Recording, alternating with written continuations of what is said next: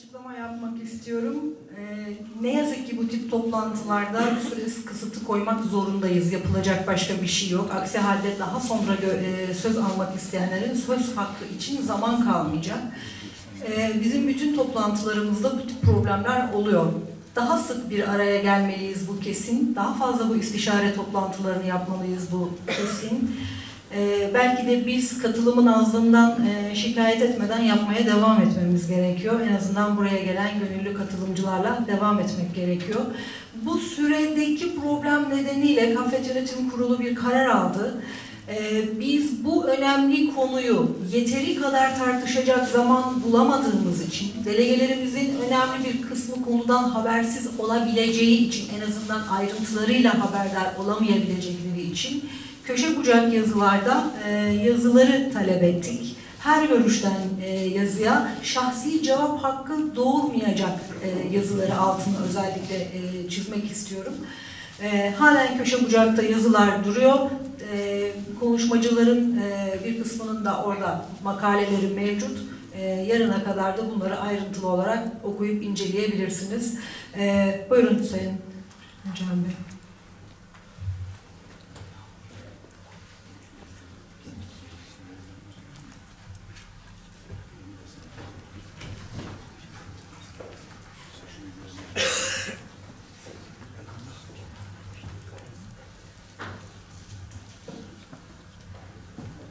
Değerli divan, saygıdeğer büyüklerim, sevgili arkadaşlar.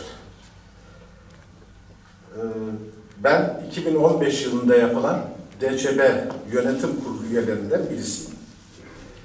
DÇB ile ilgili anılan sorunları vekil aktardığının haricinde daha detaylı bilgiler vermek için buradayım.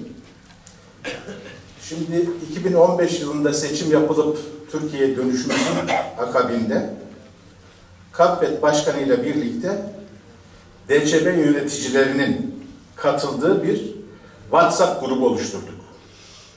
WhatsApp grubunun amacı Kafet'in ihtiyaçları, Kafet'in DÇB'den beklentileri ve gündem maddelerin belirlenmesiyle ilgili toplantı öncesi Türkiye'de tartışıp kararları alıp DÇB'ye gittiğimiz zaman alınan kararları uygulamayı sağlamaktı.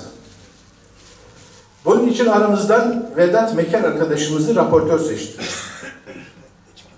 DÇB'nin yapacağı tüm toplantılar öncesi bila istisna Yaşar Başkan'ın katılımıyla WhatsApp grubu üzerinden yazılı ve sözlü toplantılar yaptık. Yaptığımız toplantılarda bize daha önce ulaşan gündem maddelerine ilave edilmesini istediğimiz veya taleplerimiz ne varsa yazılı hale getirdik. O yazıyla birlikte toplantıya katıldık. Toplantı sonucu Yaşar Başkan'la mutabakata vardığımız gündemde konuştuğumuz maddelerin tamamıyla ilgili dönüşte Yaşar'a tekrar rapor verdik. Ve en son DÇB üyelerinin katılmamasıyla ilgili kararın alındığını biz oraya gittikten sonra Kafet böyle bir karar aldı. Bu karar DÇB Yönetim Kurulu üyelerine tebliğ edilmedi. Basın yoluyla yayınlandı. Ama bizi DÇB'ye seçen dünyanın her yerinden gelen Çerkezler vardı. Bizim Kafet'in sorumluluğunun haricinde o kişilere de bir sorumluluğumuz vardı. Başkana dedik bunu niye böyle oldu? Siz dedi gidin şunları söyleyin, şunları alın. Biz toplantıların hepsine bu şekilde gittik. Bunların yazılı kaydı ve sözlü kayıtları var. Raportörümüz Vedat Meker. 2015'i böyle geçirdik, 2016'yı. En son gittiğimiz kurulda, daha önceki kurulda, DÇB'nin genel kurulunda alınan karar gereği Türkiye'deki Kafet'in 5 tane yönetim kurul üyesi, 1 tane genel başkan yardımcısı var idi. Biz iyi olalım, kötü olalım. DÇB'yi de beğenmeyelim. Houthiy'i hiç beğenmeyelim. Onlara dediğim yok. Böyle bir kazanımla 3 sene çalışan bir kurum. Sonuçta bu Kaffet. DÇB var olduğu sürece, DÇB var olsa da olmasa da biz ana vatanla ilişkilenmek zorundayız. Yani bunun başka çaresi yok. Biz araç olarak DÇB'yi kullanmalıyız. Şimdi bir kişiye düşürdük. Ve Türkiye'nin olan genel başkan yardımcılığı Avrupa'ya verildi. Baş, yani birinci başkan yardımcısı diyorlar orada, başkanlığa vekalet edebilen. Şimdi Avrupa'ya geçti. Şimdi bu Kaffet için veya Türkiye için bir kazanım mı? Hiçbir zaman DÇB çok iyi şeyler yaptı. DÇB böyle astı, böyle kesti demiyorum. Ben 3 yıl genel başkan yardımcılığı yaptım. Kim hangi projeyi getirdi de, kendi yönetim kurulu arkadaşlarım da buradalar. DÇB olur demedi. Ergün arkadaşım burada.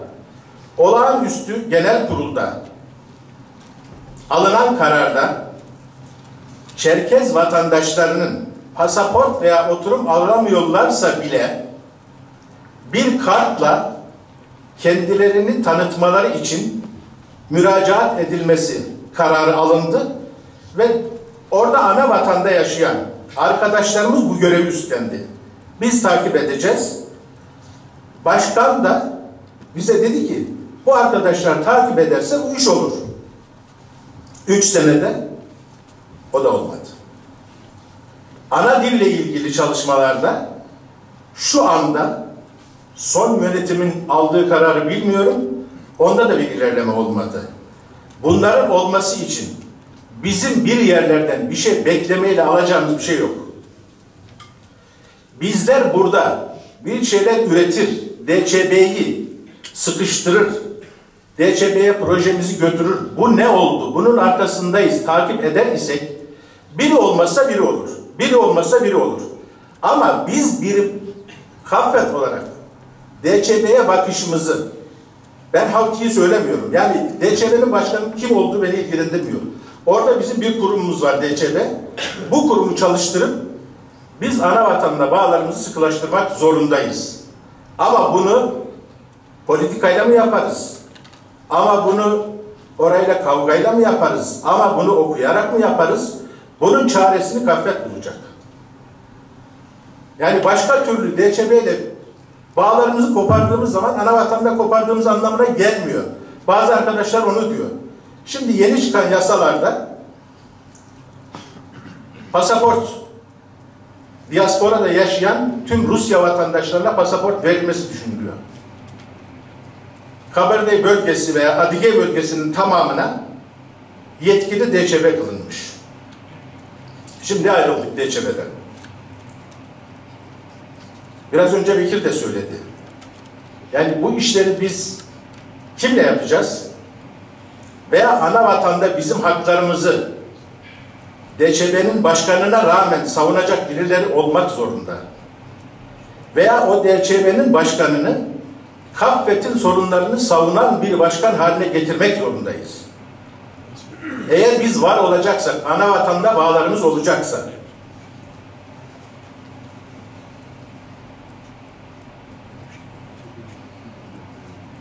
yani bunların haricinde DÇB'nin başkanı 3. sefer seçileceği zaman gittik.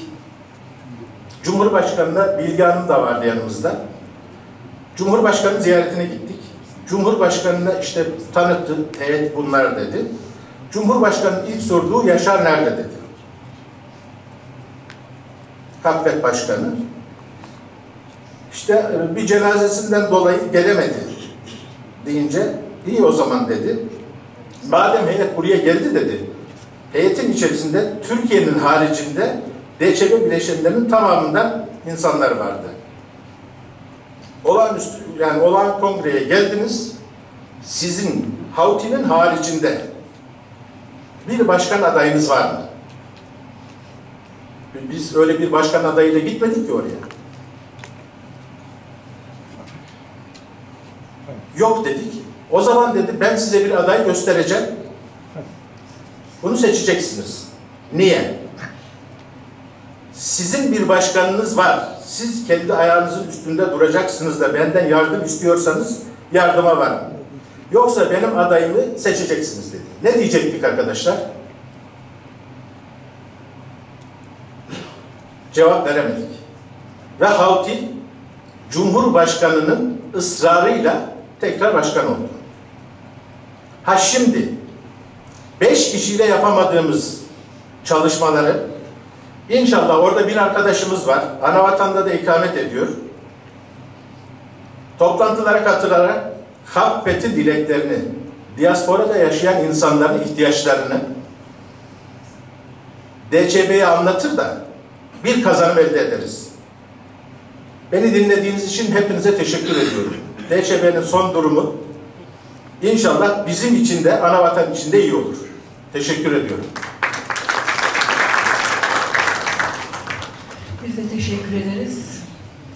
Şamil Bey buyurun.